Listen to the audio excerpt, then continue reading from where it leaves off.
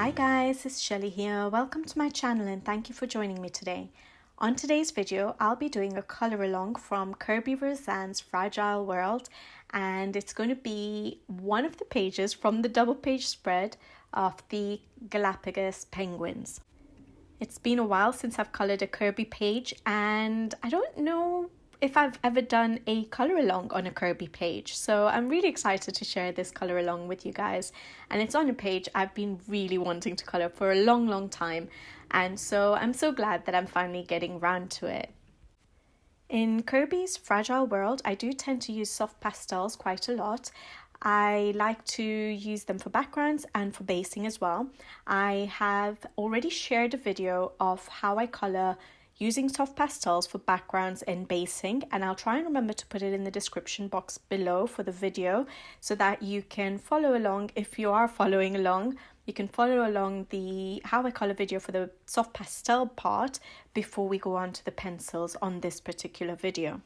So you will see that the page already has a lot of colour on it, and it's literally just a soft pastel base.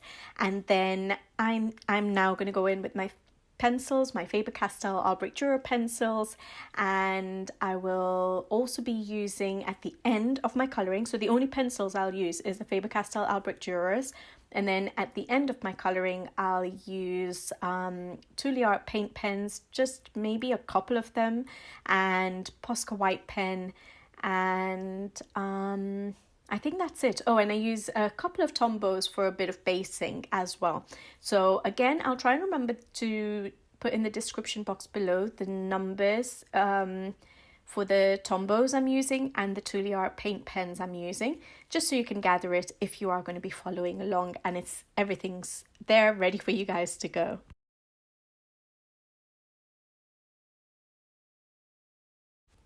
My idea for this page was to try and create the underwater part of the water to make it look like it's underwater, so to try and differentiate between the surface and everything above the surface and that is below the surface, and make it look like it actually is underwater. And I used the soft pastels to do this quite a lot before I went in with my pencils. And the other idea I had in my mind for this page was to try and make the rock formation that extends underwater look like it's far in the distance underwater, and the rocks and a few of the plants like the seaweeds and stuff that are on the bottom part of the page, right at the bottom of the page, I wanted to make them look like they're in the forefront or in the foreground. And so that's the idea I had in my mind, and hopefully it will come across. I feel like it came across when I did the pencil work, but you guys can let me know what you think. I will only share with you one half of the spread, because the second half is pretty much the same. So if you decide to do it as a double page spread, which I will end up doing it, so you will see that the soft pastel work is done on the other side of the spread as well. I will do it off screen because I'll use exactly the same colours and techniques as I show you on this video for the one page. I'm going to try a different way of doing my colour along today. I'm going to try and dip in and out with a voiceover so that I can sort of explain my thought process as I go along. And I'll give a quick brief now for those of you who like to just then zone out or put some music to the video. But for those of you who do like to know exactly what I'm thinking as I'm doing something, I will also dip in and out of the video with the voiceover so that yeah, I can explain to you the process a little bit better. Hope you guys enjoy it that way. Let me know what you guys think if you do like this this sort of a layout of colour along. So just a really quick brief. The first thing I wanted to do was work on the water, because that was the main aspect on this particular page that I sort of had an idea in my mind, and I knew it would be a challenge to put it across on the paper, but I wanted to work with it first and try and see if I could actually bring about the idea on paper. And like I said, that was to try and make the rock formations underwater look like it's in the distance.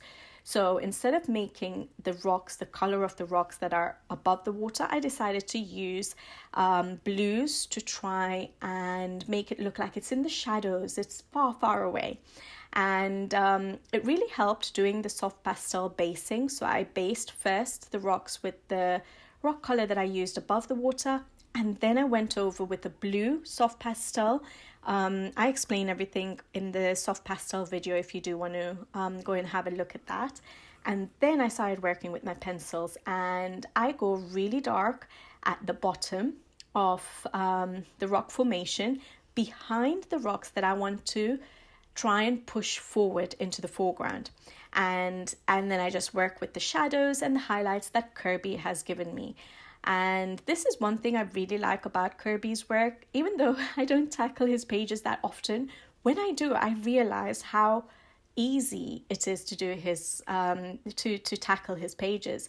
It does take a while, but he's got all the shading or all the areas that should be in shadow marked out for us. So it's so easy to just follow along with his shading and to figure out where our shadows and highlights should be. So it is quite beginner friendly, I would say, his illustrations, if you can get past the fact that they're so detailed. So what I like to do with his pages is to start usually in the shadow areas. So start working from where he has marked out the areas as being in shadow, and then working into the highlight areas. And I don't usually start with my darkest shade of pencil. I usually use a sort of mid-tone. So here I'm using the bluish turquoise. So I'd use the mid-tone to start laying down the color from the shadows into the highlights.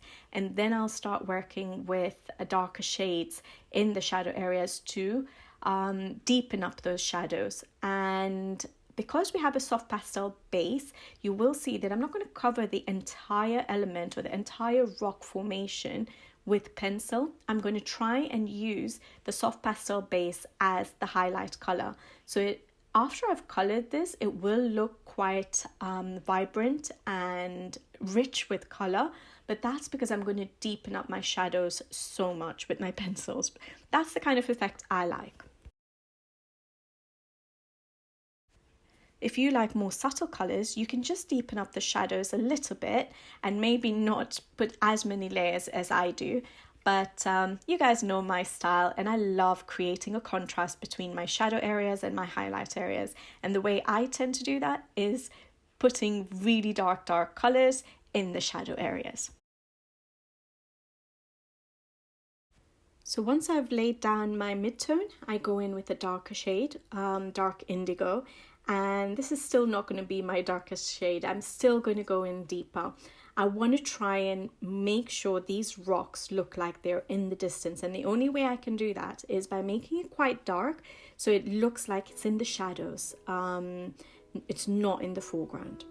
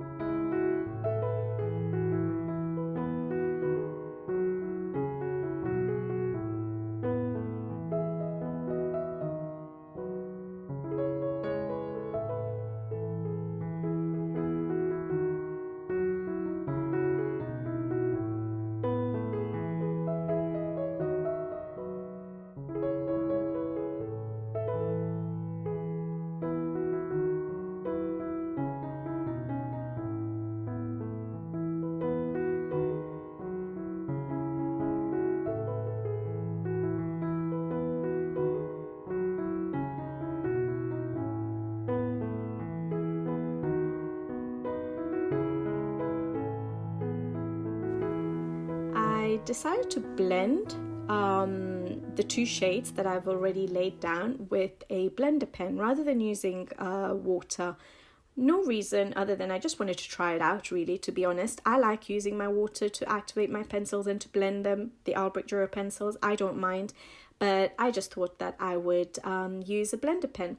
Now, I don't always tend to use that because with the Albrecht Dürers, well, with any water-based media, it's going to pick up the color, and you have to keep cleaning off your pen to make sure that you're not bringing in any of the dark shades into your highlight areas. Otherwise, you will lose your highlight areas.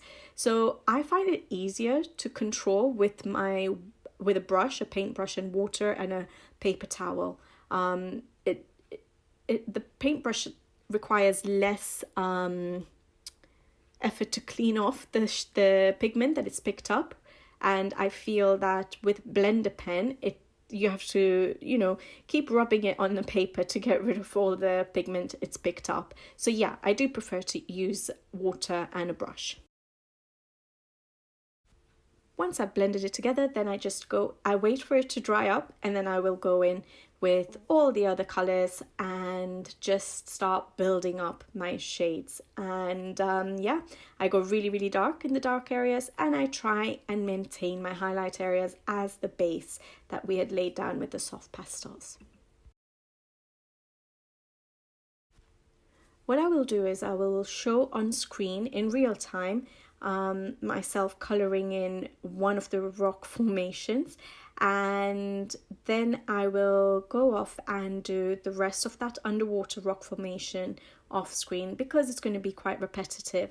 However, what I will do, someone had suggested in the comments section below in one of my recent videos, I'm trying to think which video it is, I can't remember which video it was, but oh yes, it was my colour along for Ivory, the Christmas page that I did in Ivory Romantic Country, the third tale, I think it was, of the post box, and I showed a small section of it in real time, and I showed what colours I'm using, how I'm shading it, how I'm blending it, and then I go in off screen and I go ahead and do it off screen, the rest of it. However, I did show where I was going to lay down my shadows so that you know where my shadow areas is going to be, and then you just sort of build up into the highlights. And so what I'll try and do on this video is show you this one little bit of a section of this rock formation underwater, and in real time with all the pencils I'm using, how I'm blending it together, and then I will show you with my mid-tone, the bluish turquoise was it, I will show you where all my shadows are going to be for the rock formation underwater. So you'll know where my shadows are going to be, and that's where I will be working from into my highlight areas. Hope that makes sense, but you will see it on screen. And so I'll lay out the shadow areas, and then I'll do the rest of it off screen. But hopefully that will help. At least you'll know where I'm thinking of putting my shadows.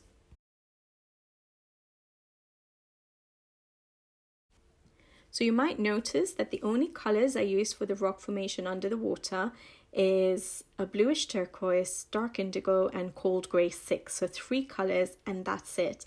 But we already have our base as the soft pastels. So I'm going to leave the highlight areas with just the soft pastel work.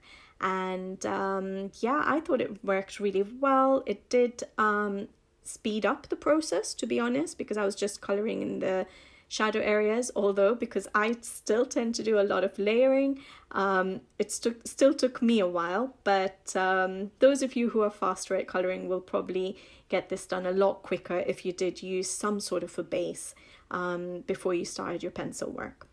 But yeah, now I just work with these 3 colours and I go ahead and put in all my shadows, and that basically creates the 3D effect that I like and the pop and contrast that I like.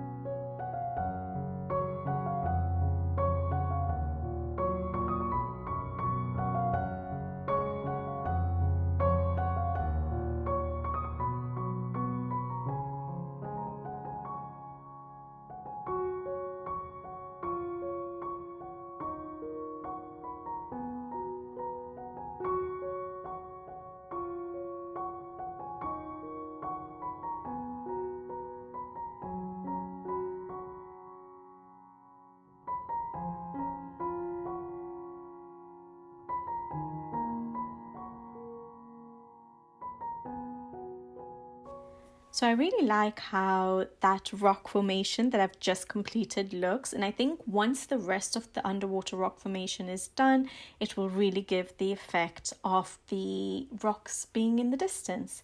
And so I'm going to do the rest of it off camera now, but I do show with the bluish turquoise, which was my mid-tone, the first colour I'd started laying down, I show where I'm going to be laying down my shadows, so where I'm going to work from the shadows to the highlights. And so hopefully that gives you an idea of where all the shadow areas will be, and then I work exactly like I worked for that little bit of an example I gave you. And I'll be using my Derwent blender pen again to blend everything together, and then go over with the 3 shades of pencils until I get the depth that I want.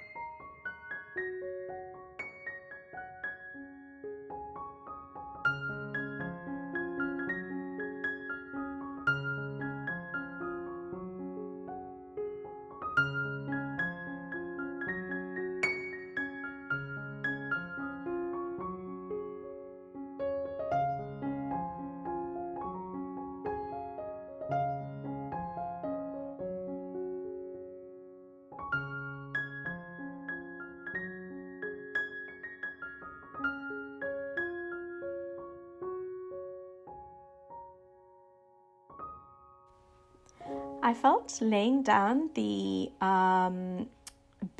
shadow color, just mapping out where all my shadows are going to be, also helped me with my coloring a lot, because when I sat down to color and just add all my other layers of the blues that I wanted, I noticed that I didn't have to think much because I'd already mapped out all my shadow areas. So it was really relaxed coloring for me as well. Hopefully this was a good way of just showing you, rather than just going off and doing the rest off camera, hopefully showing you where my shadows are going to be helps you as well. Just sort of think about the shadow and highlight areas. And I will, as always, share a little photo of what the page looks like once I've done all of that rock formation under the water.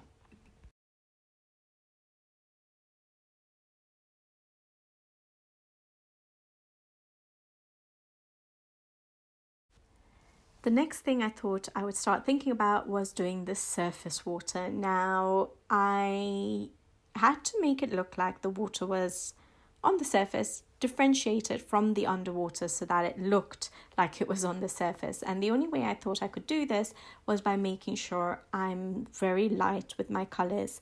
So I still used some of the shades of blues that I used for under the water, but I tried to limit how many dark tones I was using, just to sort of control the depth of my shadows and try and hopefully create a lighter surface water, which is really hard for me. As you guys probably know, I do go quite bold with my colors, and so when it comes to doing an element which needs less color, which needs to be a bit more subtle or a bit more light, I do find it challenging.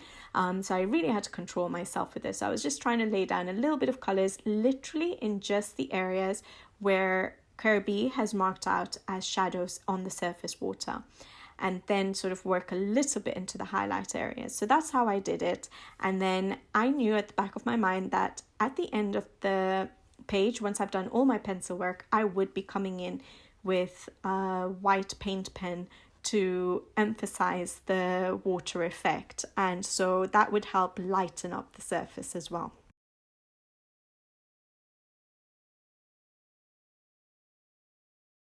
So once again, I was using a mid-tone color, which is the bluish turquoise, and working from my shadow areas into the highlight areas. Then I brought in a lighter color and started working with that rather than deepening up my shadows in this case, because I wanted to make sure that I didn't pull out the colors too much into my highlight areas, because I was trying to maintain that lightness to my colors for the surface water. So I started working in the shadow areas with my mid-tone, then I went on to a light tone before I deepened up my shadow areas a little bit more.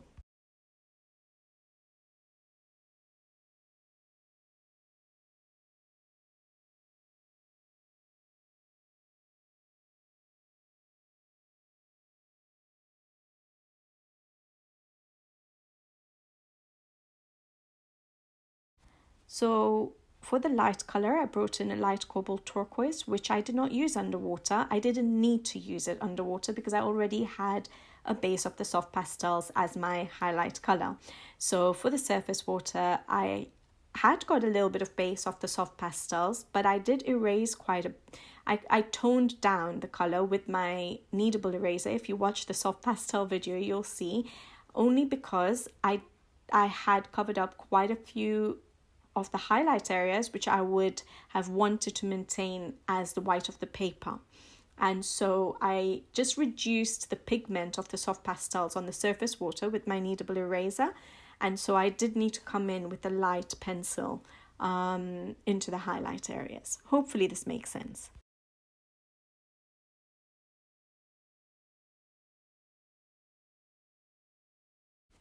As I was laying down the light cobalt turquoise, I could see that I was losing quite a bit of the whites of the paper though, because there's not that much of a large area that the surface water is covering. So it's very easy to lose that highlight or the whites of the paper. So I did go in with a white pencil just to brighten up the highlight areas a little bit more and tone down the light cobalt turquoise in the complete highlight areas.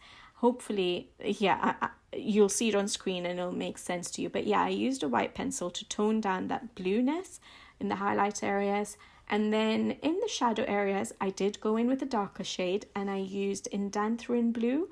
And that was just to deepen up the shadows a little bit, because to me it looked a little bit more flat. I still needed to make it look a little bit more 3D, to make it look like waves that were in motion. And so I did use an Indantherene blue, which again we didn't use for the underwater area, but I didn't want to go in with my dark indigo because that would have been too dark. And so I think the darkest shade I used for the surface water was the Indantherene blue. And so using these colors sort of just toned down the surface water a little bit.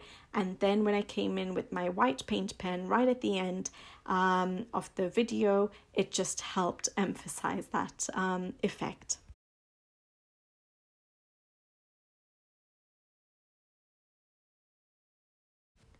Once again, I'll show you a little portion in real time, not sped up, and then I will do the rest of the surface water off camera because it's repetitive, but I will show you where I'm going to put all my shadow areas so that you can see how I'm going to create that 3D effect.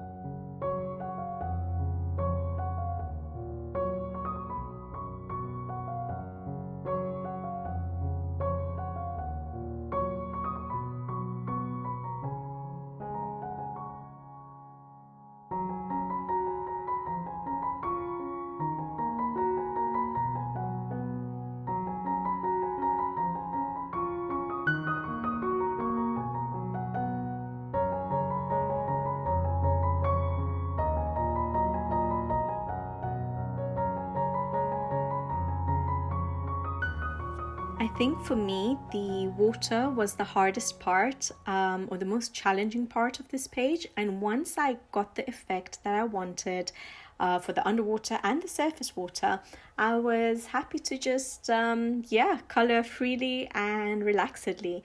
Hopefully you've seen the photo of what the underwater and surface water completed looks like, and you like what it looks like so far.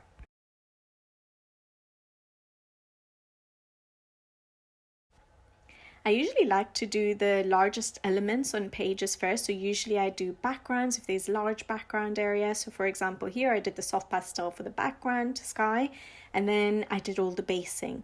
And the next thing was to do the water, because that takes up a lot of the page. And now the next thing was to try and tackle the rocks. For the rocks, I was thinking that the soft pastel base was a little bit on the yellow side, which I didn't mind as an undertone. However, I wanted to bring in a little bit of more grayness to the rocks rather than make them look too brown or too yellow. So I thought warm greys would look really nice over the top of this yellowish greenish base that I had. And as always, I started to work from my shadow area into the highlight areas with a mid-tone grey first, and then a lighter tone, and then I put in my highlight areas, and I decided to use an ivory for this just to brighten it up a little bit because it's above the water. There is light hitting on the rocks, so I thought they would be quite bright. And then I deepened up my shadow areas with a dark sepia, actually, because I thought that the warm greys, if I only used the warm greys, it would look very flat and not have much interest to the rocks. And so I decided to bring in dark sepia as my shadow area. I didn't cover the entire rock with pencil. I did leave the base as the soft pastel base as the highlight areas, even though I did go over with the ivory just to brighten it up, but I didn't cover it with any of the darker greys. And I did put in hints of a green, I think it was olive green yellowish, just to again emphasize a little bit more interest on the rocks, a bit of greenish because there would be moss on the rocks. They wouldn't be like clean grey rocks because of the water. And I had sort of, when I did the base of the soft pastels, used a brownish, I think it was a brownish shade of soft pastel, and also hints of a green. So I just brought in the green with my pencil as well. And I just put hints of that, not covered the whole rock in it, but just hints of it in certain highlight areas to just give it a little bit of extra interest to the rocks, a bit of extra color. So it didn't look too flat. So again, you will notice that I do quite a few layers, but most of my layering is just in the shadow areas to create that 3D effect. And I try and maintain the base that I've applied as the highlight color. And this does cut down a lot of time for the coloring. Once again, I will show you a small section in real time, and then I will go ahead and do the rest of the rock formation off camera because it's going to be boring for you guys. But I will show how where I lay out my shadows so that you know how I'm going to work with my shadows and highlights. Also, I do use a blender pencil, Derwent blender pencil, just to blend out the colors, to smooth out the colors without having to add too many layers of pencils, just so that I maintained the highlight areas. Because I could blend out with the pencils, but there's a danger that I could go into the highlight areas. And so I decided to just use a blender pencil again, so it doesn't take too long by putting more and more layers of pencils and just trying to blend everything out till things are nice and smooth. I decided just to use a blender pencil.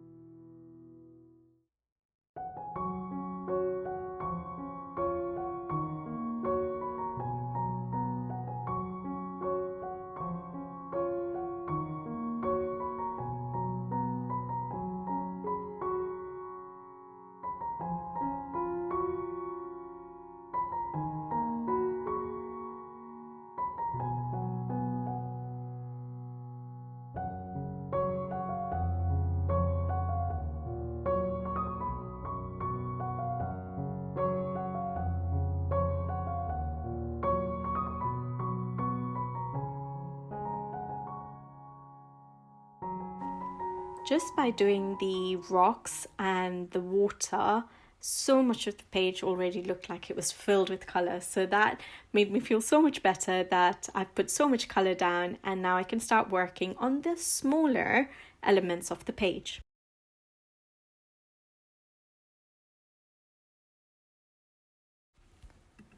For the penguins, I decided to base them with a Tombow gel brush pen. So the black areas on the penguin, I decided to use a greyish Tombow gel brush pen, which is a water-based marker, so that it doesn't bleed through the paper, because this is a double-sided book.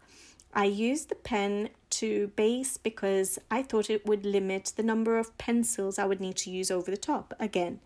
That's basically the reason I usually base elements, or to map out colours, for example, which we will do for the elements right at the bottom of the page. But coming back to the penguins, I've decided to base the black elements or the black areas on the penguin with a grey pen, and then this would limit what pencils I needed to use over the top. And so I just had to go in with a black pencil and a white to emphasize the highlight areas, because we had the base of grey.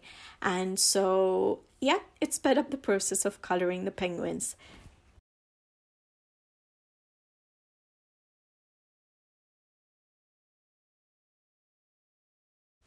If I'm not mistaken, the grey that I chose was either a cool tone grey or a grey that had a bit of bluishness to it, just to give, again, not a very flat grey colour. And yeah, I thought it worked, but to just give it a bit more interest, I also added a tiny hint of light cobalt turquoise in the highlight areas.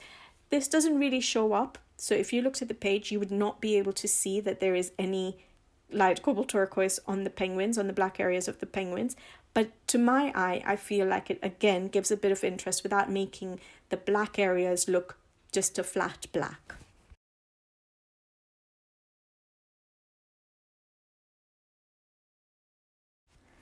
Now, one thing I find challenging in Kerby's pages is the areas on a page that need to look white, especially on animals, so white fur, because Kerby does put his shadow lines into the white areas as well to show us where shadows should be.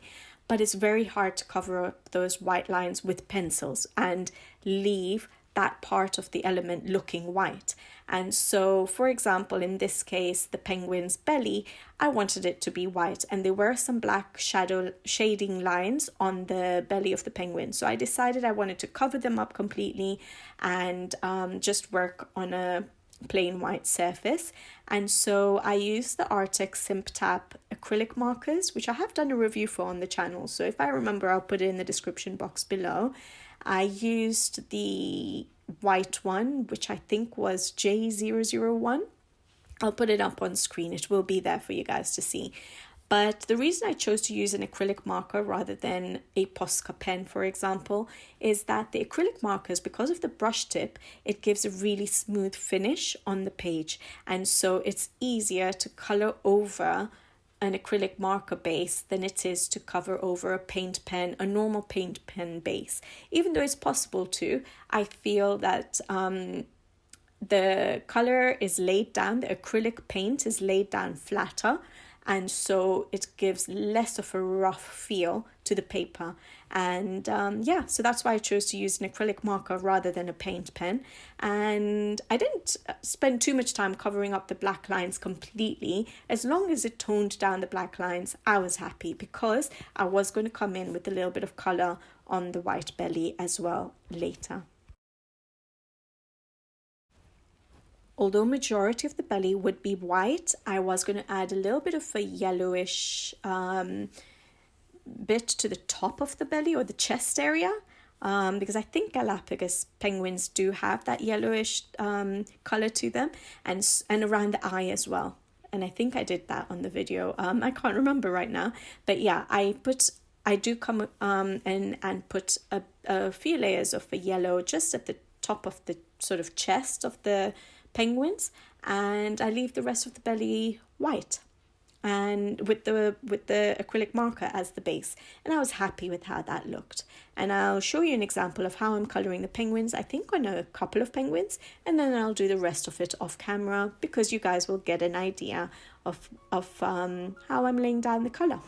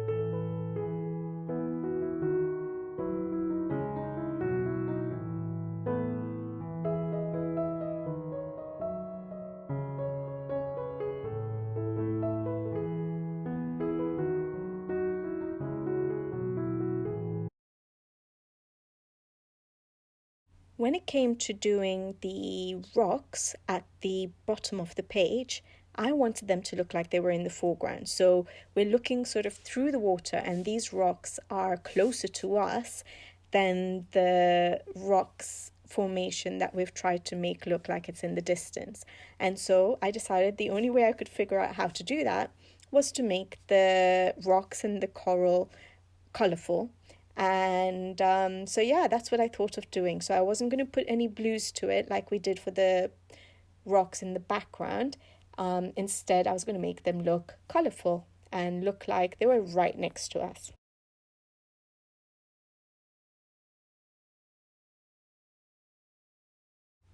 Hopefully this actually worked.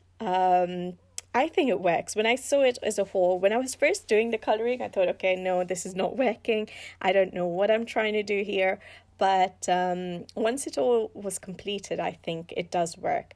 And sort of keeping that in mind with regards to the rocks on the bottom of the page, even the penguins, I wanted them to look like they were sort of in front of all that rock formation that's in the distance. And that's why I had coloured the penguins like, coloured, rather than with blue tones, so that they looked like they were way closer to us than that rock formation in the background.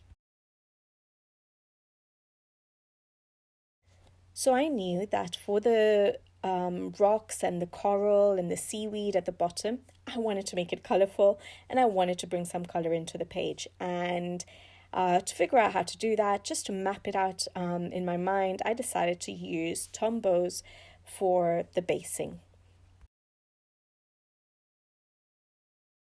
So I based all the rocks in a very light brown, and then I based some of the sort of coral formations in like a pink, and I think I decided to do a tiny bit of yellow because we had yellow in the penguins. And did we do purple? I think we did purple. And then the seaweed, sort of grass sort of looking stuff, I decided to make green. However, because they were so tiny, so thin, I had gone over them when I was colouring my water and doing the basing with the soft pastels. It was hard to erase them, and so I decided I was going to use, instead of Tombows, I was going to use paint pens to go over the top. That way I would be able to cover up the line art, and I would also be able to, because paint pens are acrylic, they're opaque, so they will stand out. They will bring back those seaweed elements back. So that was my thinking. So I mapped out my colours with the Tombow dual brush pens, which are, like I said, water-based, and then I went over with the pencils. And the only reason I did the Tombows was literally to map out my colours, because they were such small areas, they didn't really need basing. But it just helped me picture where my colours were going to go, and yeah, then it was quite easy just going in with the pencils.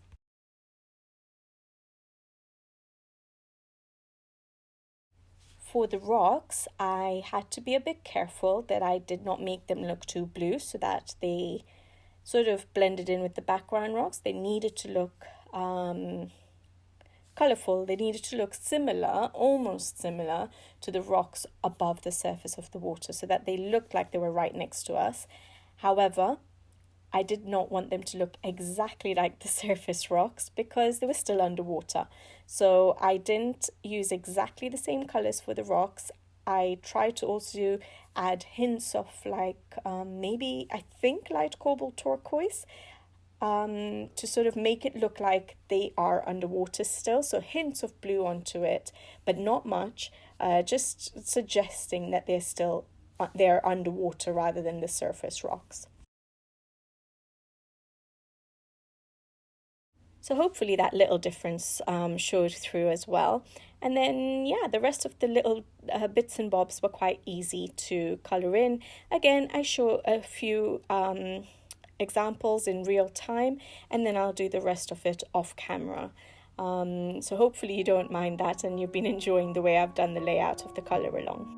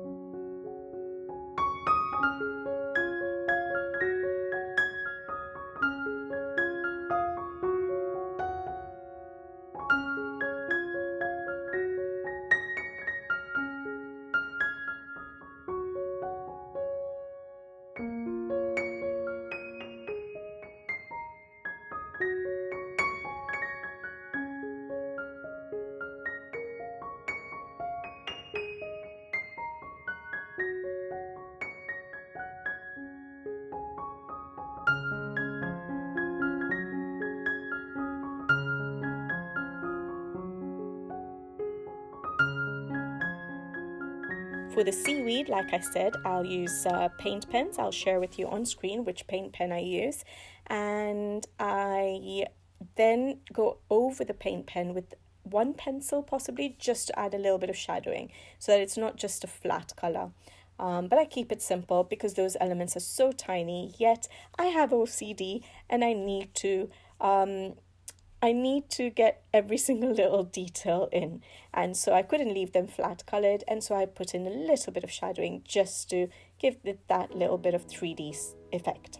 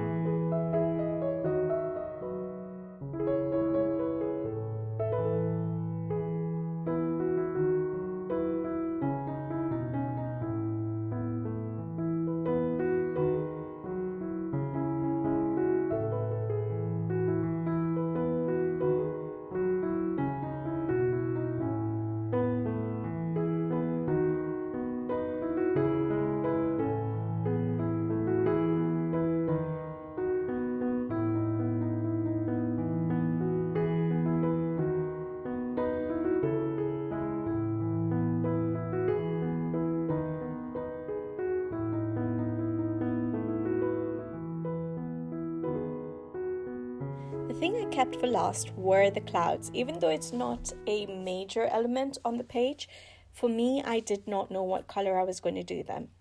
I didn't know if I was going to just make them realistic and just put it as grey tones. To me, that felt a little bit boring, so I was waiting to see what other colours I brought onto the page before I decided what colour to do the clouds. And once I did the rock formation on the bottom of the page and brought in the little bit of hints of colour to the page, I decided that the colour I was going to go for was pink. A very light pink, but I thought that would look nice for the sky. It would break up all the blue that we have on the page. It wouldn't look too boring by, just putting grays. I know that would be more realistic, but you guys know that I like color, and I thought that it would look lovely, and bringing in a little bit of that color that's on the bottom of the page to the top of the page, to me, just balanced things out. So I just decided to go for a very simple cloud in a very light pink. And yeah, I knew that at the end of the color pencil part of my page, I would then go in with my paint pen, my white paint pen, to cover up the black lines and they would end up looking nice and fluffy and fun. So I'm glad I left the clouds till the end, otherwise I would have probably been safe and just gone with cool greys probably. But I like that I added that little bit of like handy floss looking clouds at the end.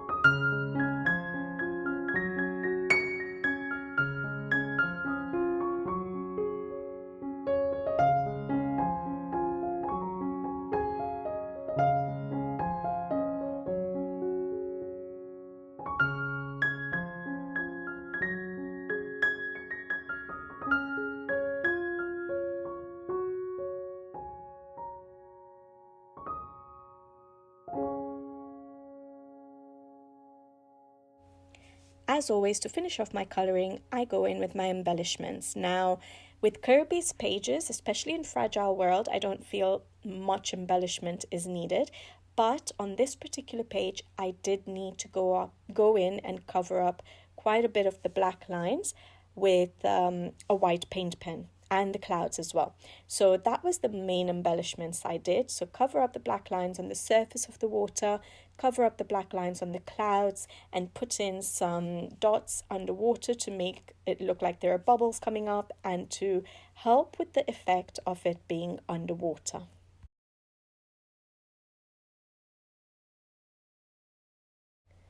Other than that, if I'm not mistaken, I just put a little bit of paint pen work on the rock formations because I thought, okay, there'll be some light hitting on the rocks, and just covering up the black lines in some of the highlight areas just makes it pop a little bit, makes it look a bit better.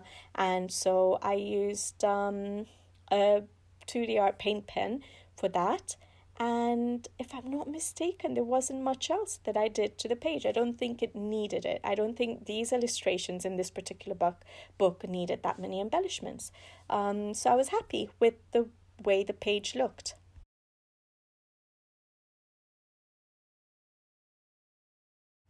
So that's the page done, and I absolutely love how it turned out. I had a blast colouring this page, and it's been so long since I've coloured a Kerby page that I really enjoyed colouring this page, and it just made me feel like colouring more of Kerby pages. I get intimidated colouring them, yes, but when I colour them I realise how easy they are actually to tackle. And I just have to get past that fear that it's very detailed. And yeah, I actually really enjoyed it, and I'm definitely going to be finishing off the other page on the left to make it a double page spread very soon, hopefully pretty much at the same time. So hopefully at the end of January I'll be able to show it to you as a double page spread completed. There were many requests for this page as a colour along on my options for the winter season books, and a lot of people chose this page for a colour along, and so I hope you guys are happy with the outcome, with the choice of colours and how I've coloured it. I'm happy with how it's turned out. I enjoyed it. Above all, I enjoyed colouring it, so hopefully you guys enjoy watching the colour along. And if you do follow along, as I always say, share it with me, whether you email it or share it on Instagram. I would love to see it. It makes me so happy to see your versions of the pages. I'll leave you guys now in peace, and I'll be back with you guys again soon. Please do let me know if you like this kind of layout for the colour alongs, if you prefer it, because I know a lot of people like the chat throughout the colour along. It didn't work for me, unfortunately. For example, for this page, if I chatted as I was doing it, it would have taken me forever to do it, but I felt so relaxed while I was colouring in this page. I could still listen to music at my own time and just have colouring time, yet I was recording it for you guys, and I've managed to do the voiceover. So hopefully this sort of meets the middle ground, where those of you who don't like so much chat, there's not chat throughout the video, and those of you who like chat got a bit more chat than normal that I normally do on a colour along. So hopefully you guys enjoyed it. Do let me know. I'm up for any feedback, criticism, anything. Do let me know, okay? But I do hope you guys enjoyed it. I'll be back with you guys again soon, I hope. So until then, take care. Thank you for watching, and see you in the next one. Bye-bye.